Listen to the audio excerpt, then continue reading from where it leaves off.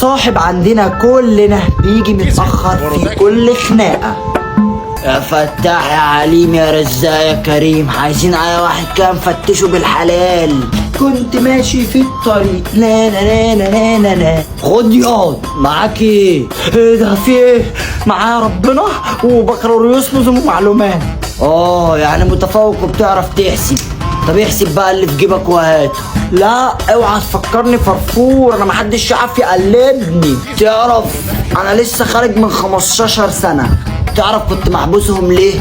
مش عاوز اعرف ومش هتعرف تقلدني، عشان واحد هلهولة زيك قال لي نفس الكلمة دي وقطعته. نهار اسود. وانا في الزنزانة بقى قطعت الواحد دراعه. منك لله يا اخي، ده انت مفتري. اهو كان قايل لي نفس الكلمة دي. احمس طب والله انا غلبان ومش لاقيك وربنا، ممكن تسيبنا امشي؟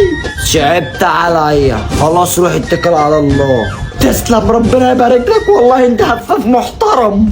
ايه ده يا بيبو، انت بتتخانق ولا ايه؟ مين مين ابن المرة؟ مين ده اللي عايز يتخانق معاك؟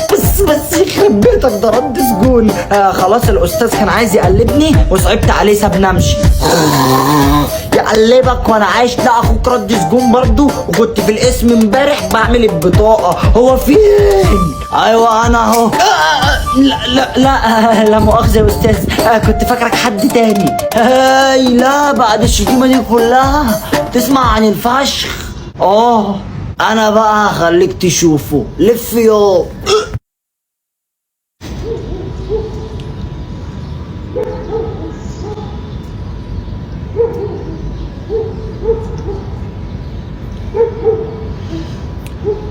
ده انت كلب بارد.